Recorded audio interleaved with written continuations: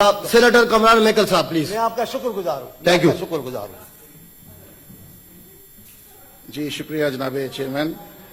جناب چیئرمین، میں سمجھتا ہوں کہ جس مسئلے پر میں جسے ہائی لائٹ کرنا چاہتا ہوں اس ہاؤس میں، ہم سب جو پازیٹیو تھنکرز ہیں، جو پاکستان کی بڑھوتی کی باتیں کر رہے ہیں، بڑھوتی چاہتے ہیں اور چاہتے ہیں کہ ہمارا ملک دنیا کے نقشے پر ایک زندہ قوم بن کر ابھرے، ہم سب پاکستان کے ویل وشر ہیں.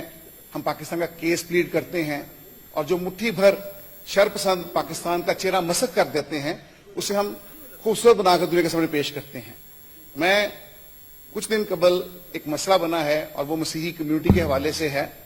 پشاور میں سواتی گیٹ میں ایک مسیحی نوجوان ندیم جوزف کو بڑی بے دردی کے ساتھ قتل کر دیا گیا. مسئلہ صرف یہ تھا کہ اس نے اس جگہ پر گھر لے لیا کہ جہاں پر کچھ لوگ آباد تھے اس کے سامنے، اور وہ نہیں چاہتے تھے کہ یہاں پر کوئی مسیحی گھر لے.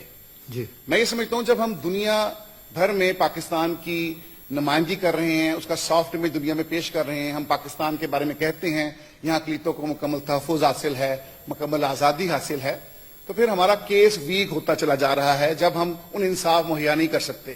ابھی سستے انصاف کی بات ہو رہی تھی، فوری انصاف کی بات ہو رہی تھی، بل لانے کی بات ہو رہی تھی، لیکن انصاف کہاں پہ جب ہم انصاف کے لیے جب ہمیں گراس روٹ پہ انصاف نہیں ملتا، جب ہمارے ادارے انصاف پرووائڈ نہیں کرتے تو ہمیں ان ایوانوں میں وہ باتیں کرنی پڑتی ہیں.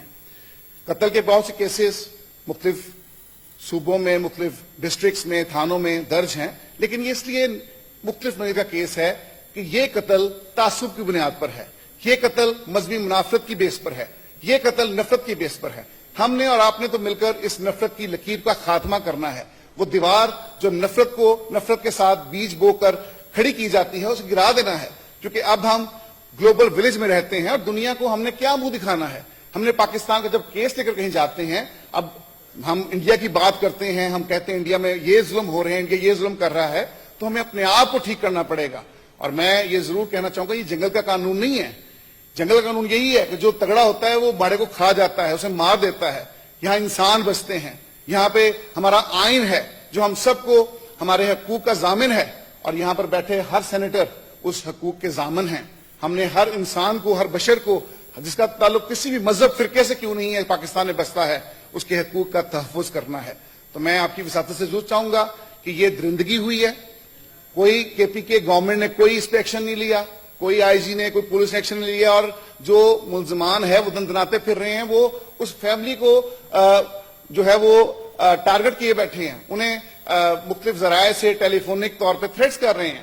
تو میں یہ ضرور چاہوں گا کہ آپ انسٹرکشنز فارورڈ کریں، آپ یہاں پہ انٹیریئر منسٹری کو انسٹرکشن فارورڈ کریں، کیونکہ یہ عام نوعیت کا کیس نہیں. اس تمام سوشل میڈیا پر، تمام دوسرے ممالک میں اس کا ڈسکس کیا جا رہا ہے، جلوس نکالے جا رہے ہیں، پروٹیسٹ ہو رہے ہیں. تو ہم نے پاکستان کا خوبصورت چہرہ، میں یہ سمجھتا ہوں کہ پاکستان کا بڑا حسین چہرہ ہے. یہ چند مٹھی بھر شر پسند ہیں جو تعصب کی بنیاد پر، مذہبی منافرت کی بنیاد پر ہمارے درمیان تفریق کی لکیریں کھینچتے ہیں. یہ پاکستان ہم سب کا ہے، ہمارے باوجود کی ہڈیاں اس ملک میں دفن ہیں، ہمارا خمیر اس دھرتی سے اٹھتا ہے، اور اس دھرتی کی محبت سے میں کچھ جدا نہیں کر سکتا. ہم نے مل کر اس فیملی کو انصاف دلانا ہے، ہم نے ندیم جوزف کی فیملی کو انصاف دلانا ہے، قانون کے تقاضے پورے کرنے ہیں. تو میری آپ سے استدعا ہوگی کہ آپ انسٹرکشنز فارورڈ کریں تاکہ قانونی ادارے حرکت میں آئیں، اور وہ درندے وہ دن دہاڑے سڑکوں پر لہراتے پھرتے ہیں ان کو جیل کی کال کوٹھی میں ڈالا جا سکے تاکہ انصاف کے تقاضے پورے ہوں. بہت شکریہ. Thank you.